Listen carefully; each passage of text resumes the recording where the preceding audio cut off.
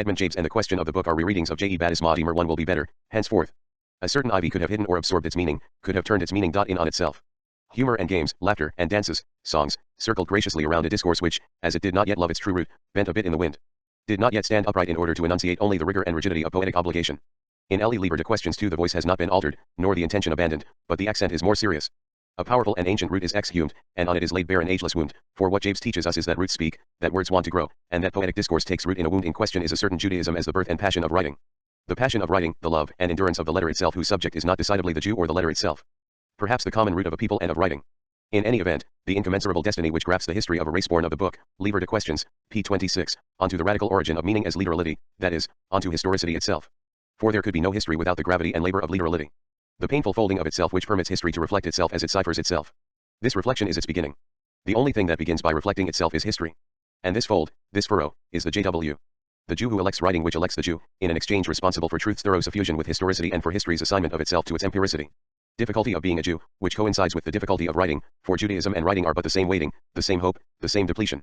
Ibid. p. 132, the exchange between the Jew and writing as a pure and founding exchange, an exchange without prerogatives in which the original appeal is, in another sense of the word, a convocation. This is the most persistent affirmation of the Liber de Questions, you are he who writes and is written.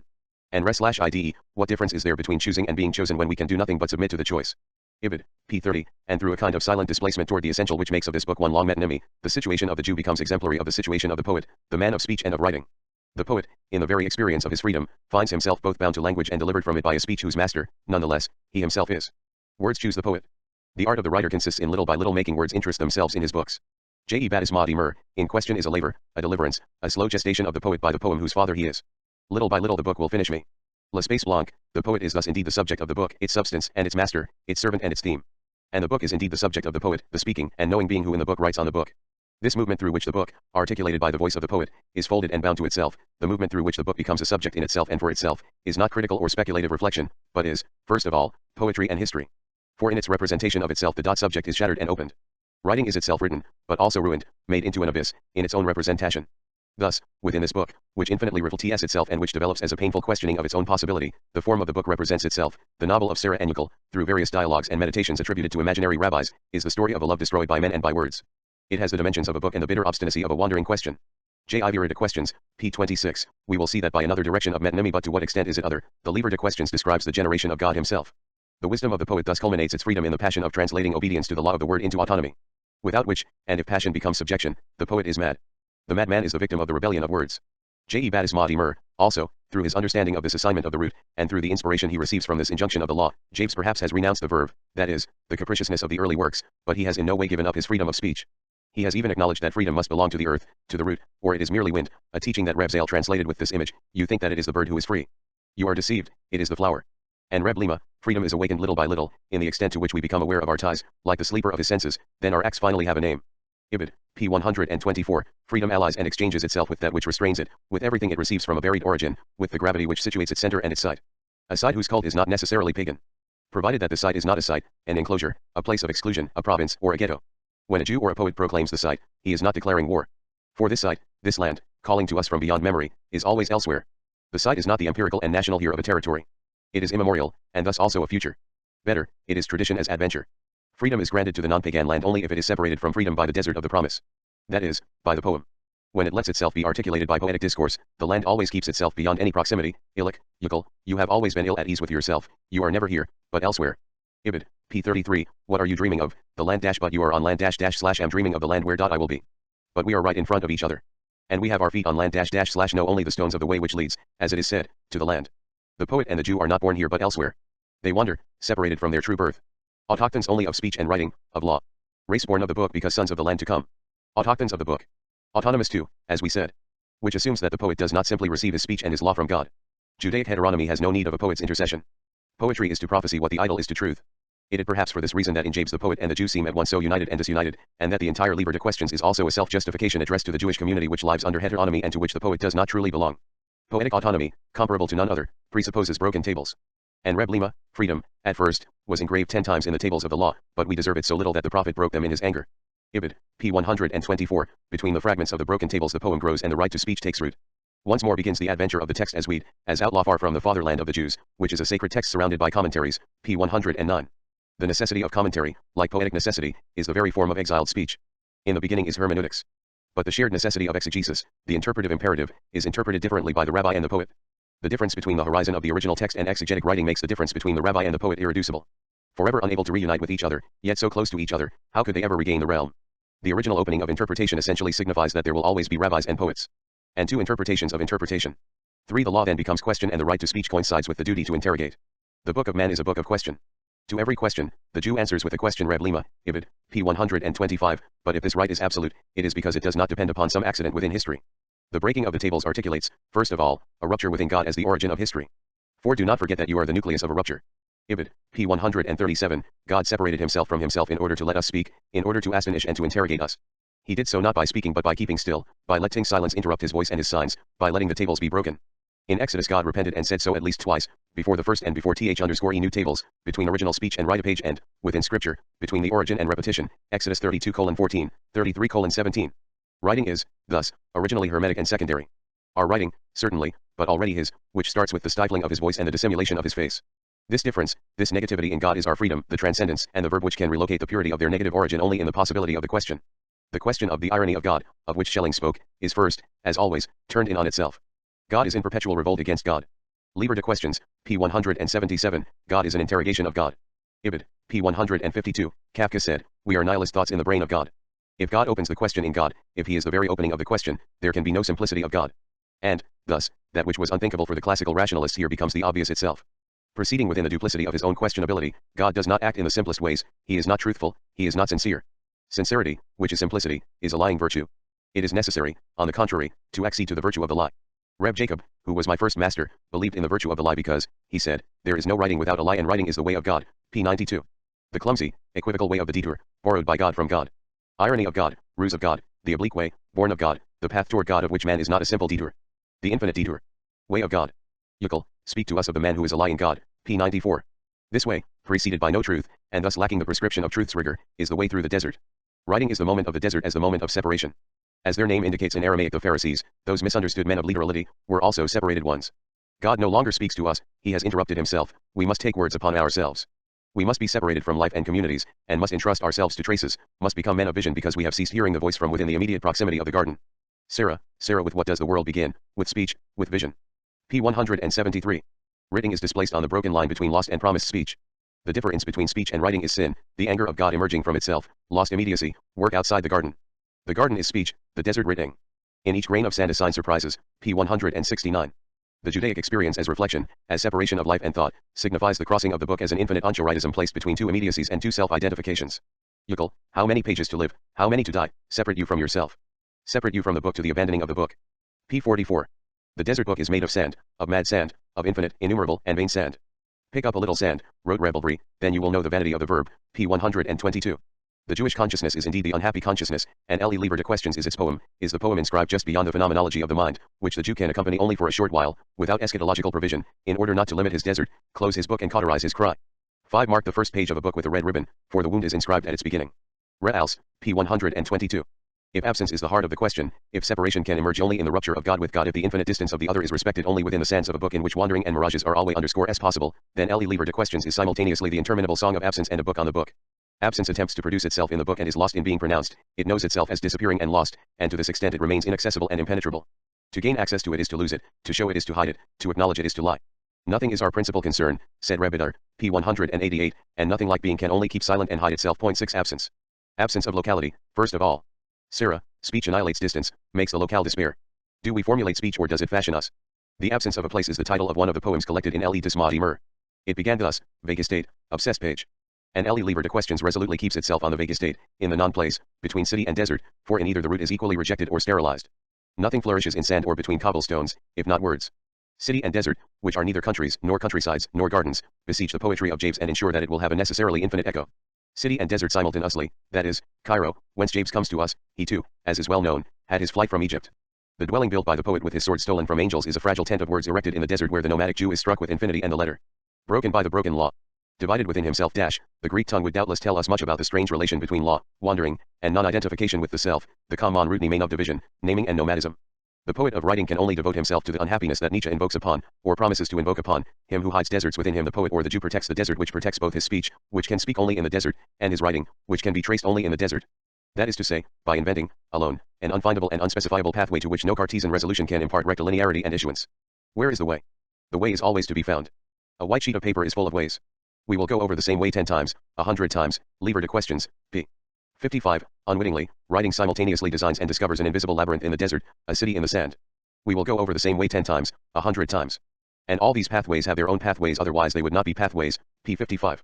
The entire first part of the Liber de l'Absent can be read as a meditation on the way and the letter. At noon, he found himself once more facing infinity, the white page. Every trace of footsteps had disappeared.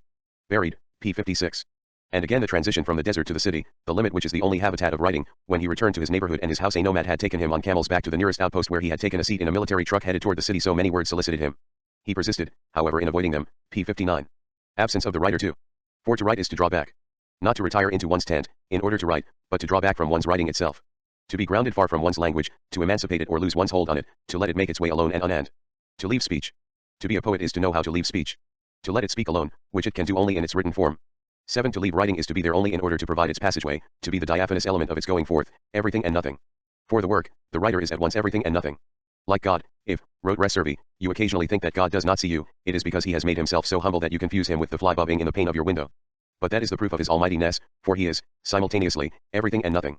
Ibid, p. 117, like God, the writer, as a child, when I wrote my name for the first time I felt that I was starting a book. Restine. Ibid, p. 23.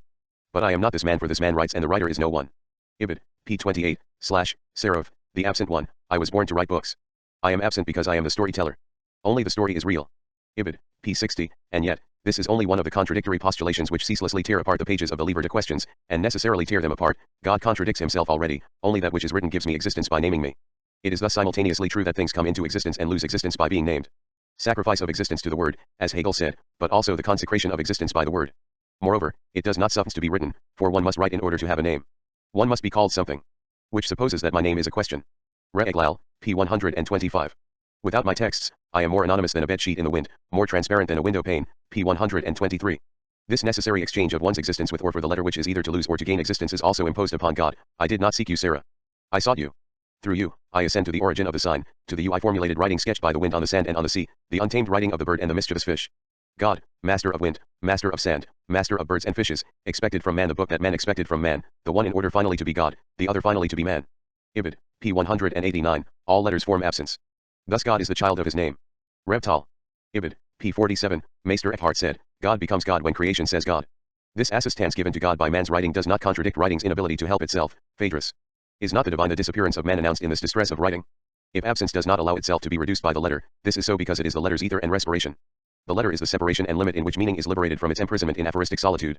No logic, no proliferation of conjunctive undergrowth can reach the end of its essential discontinuity and non-contemporaneousness, the ingenuity of its understood sus-entendu silences.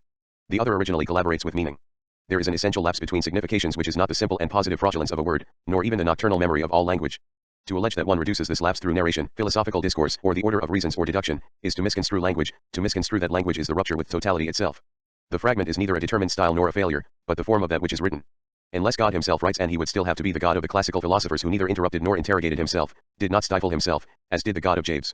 But the God of the classical philosophers, whose actual infinity did not tolerate the question, precisely had no vital need for writing. As opposed to being and to the Leibnizian book, 8. The rationality of the logos, for which our writing is responsible, obeys the principle of discontinuity. The caesura does not simply finish and fix meaning. The aphorism, says Nietzsche, the sentence, in which I, as the first among the Germans, am a master, are the forms of eternity, but, primarily, the caesura makes meaning emerge. It does not do so alone, of course, but without interruption between letters, words, sentences, books no signification could be awakened. Assuming that nature refuses the leap, one can understand why scripture will never be nature. It proceeds by leaps alone. Which makes it perilous. Death strolls between letters.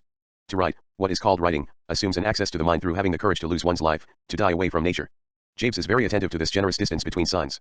The light is in their absence which you read. Ibid, p. 25, all letters form absence. Ibid, p. 47, absence is the permission given to letters to spell themselves out and to signify, but it is also, in language's twisting of itself, what letters say. They say freedom and a granted emptiness, that which is formed by being enclosed in letters net. Absence, finally, as the breath of the letter, for the letter lives. The name must germinate, otherwise it is false, says André Breton. Signifying absence or separation, the letter lives as aphorism. It is solitude, articulates solitude, and lives on solitude. It would no longer be the letter of the law if it were outside difference, or if it left its solitude, or put an end to interruption, to distance, to respect, and to its relation to the other, that is, a certain non-relation. There is, thus, an animality of the letter which assumes the forms of the letters desire, anxiety, and solitude. Your solitude is an alphabet of squirrels at the disposition of forests.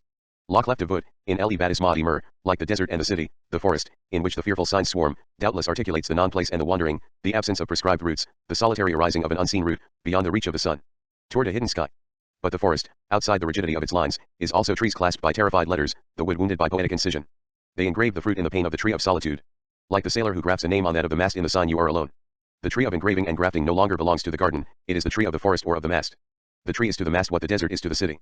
Like the Jew, like the poet, like man, like God, signs have a choice only between a natural or an institutionalized solitude. Then they are signs and the other becomes possible. The animality of the letter certainly appears, at first, as one metaphor among others. For example, in J. E. Blightus Maadi Mur the sex is a vowel, etc., or even aided by an accomplice, a word sometimes changes its sex and its soul. Or, further, vowels, as they are written, resemble the mouths of dotfish out of water pierced by the hook, consonants resemble dispossessed scales. They lie uncomfortably in their acts in their hovels of ink. L. Infinity haunts them p. 68.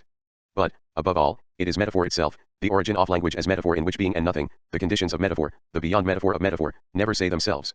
Metaphor, or the animality of the letter, is the primary and infinite equivocally of the signifier as life. The psychic subversion of inert literality, that is to say, of nature, or of speech returned to nature.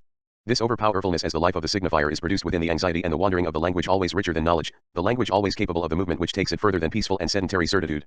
How can I say what I know with words whose signification is multiple? J. E. Badis Maadi Mur, p. 41, betrayed by citation, the organized power of the song keeps itself beyond the reach of commentary, in the Liber de Questions. Here in particular, is it not born of an extraordinary confluence that weighs upon the cancelling lines of words, the punctual singularity of Edmond Javes's experience, his voice, his style? A confluence in which is recalled, conjoined, and condensed the suffering, the millennial reflection of a people, the pain whose past and continuity coincide with those of writing, the destiny that summons the Jew, placing him between the voice and the cipher, and he weeps for the lost voice with tears as black as the trace of ink. J. E. Badis Maadi Mur, I build my dwelling, is a line borrowed from La Voix d'Encre, 1949, the voice of ink. And L. Liber de Questions, you gather that I attach great value to what is said, more, perhaps, than to what is written, for in what is written my voice is missing and I believe in it mean the creative voice, not the auxiliary voice which is a servant. Liber de Questions, p. 88, in the work of Emmanuel Levinas can be found the same hesitation, the same anxious movement within the difference between the Socratic and the Hebraic, the poverty and the wealth of the letter, the pneumatic and the grammatical. 9. Within original aphasia, when the voice of the god or the poet is missing, one must be satisfied with the vicars of speech that are the cry and writing. This is L. Liber de Questions, the poetic revolution of our century, the extraordinary reflection of man finally attempting today and always in vain to retake possession of his language, as if this were meaningful, by any means, through all routes, and to claim responsibility for it against a father of logos. One reads, for example, in L. Liber de l'Absent, a decisive battle in which the vanquished, betrayed by their wounds, describe, as they fall to the ground, a page of writing dedicated by the victors to the chosen one who unwittingly set off the battle. In fact, it is in order to affirm the supremacy of the verb over man, of the verb over the verb, that the battle took place. Liber de Absent, p. 69. Is this confluence L. Liber de Questions? No. The song would no longer be sung if its tension was only confluential. Confluence must repeat the origin. This cry sings because in its enigma, it brings forth water from a cleft rock, the unique source, the unity of a spurting rupture. After which come currents, affluence, influences. A poem always runs the risk of being meaningless, and would be nothing without this risk of being meaningless, and would be nothing without this risk. If Javes's poem is to risk having a meaning, or if his question, at least, is to risk having a meaning, the source must be presumed, and it must be presumed that the unity of the source is not due to a chance encounter, but that beneath this encounter another encounter takes place today. A first encounter, an encounter above all unique because it was a separation, like the separation of Sarah and Euclid. Encounter is separation. Such a proposition, which contradicts logic, breaks the unity of being which resides in the fragile link of A is by welcoming the other and difference into the source of meaning.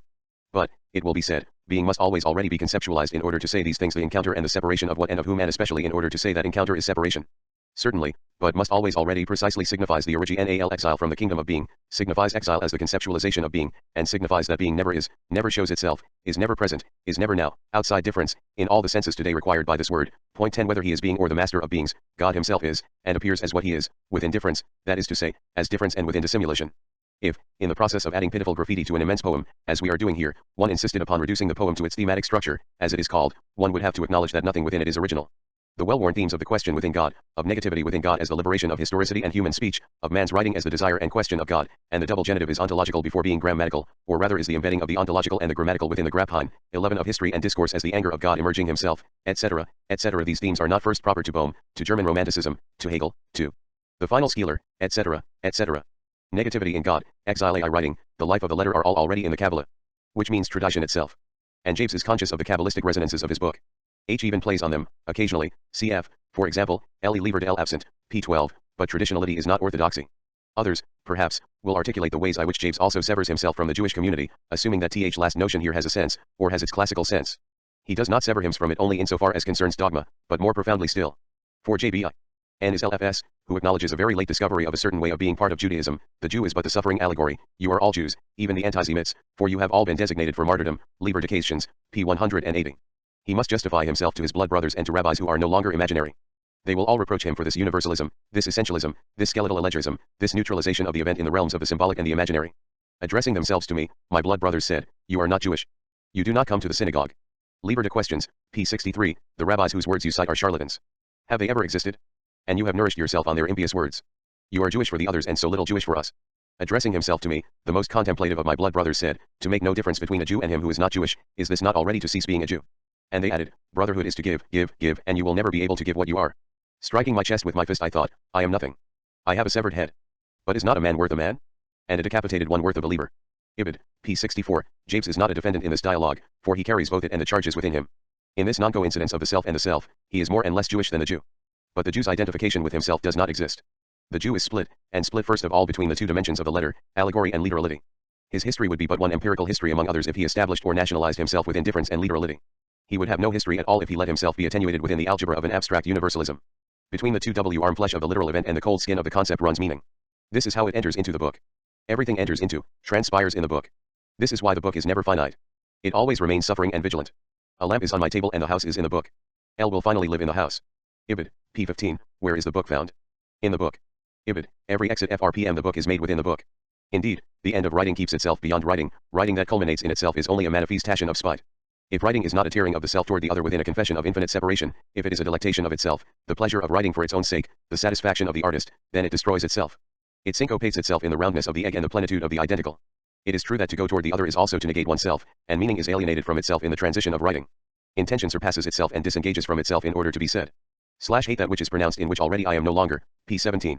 Just as the end of writing passes beyond writing, its origin is not yet in the book. The writer, builder, and guardian of the book posts himself at the entrance to the house. The writer is a ferryman and his destination always has a liminal signification. Who are you, the guardian of the house? Are you in the book? My place is on the threshold, p. 15. But and this is the heart of the matter, everything that is exterior in relation to the book, everything that is negative as concerns the book, is produced within the book. The exit from the book, the other and the threshold, are all articulated within the book. The other and the threshold can only be written, can only affirm themselves in writing. One emerges from the book only within the book, because, for Jacques, the book is not in the world, but the world is in the book. The world exists because the book exists. The book is the work of the book multiplies the book, p. 33. To be is to be in the book. Even if being is not the created nature often called the book of God during the Middle Ages. If God is, it is because he is in the book, p. 32. Jacques knows that the book is possessed and threatened, that its response is still a question, that its dwelling is ceaselessly threatened, p. 32. But the book can only be threatened by nothing, non-being, non-meaning. If it came to be, the threat as is the case here would be avowed, pronounced, domesticated. It would be of the house and of the book. All historic anxiety, all poetic anxiety, all Judaic anxiety thus torments this poem of the interminable question.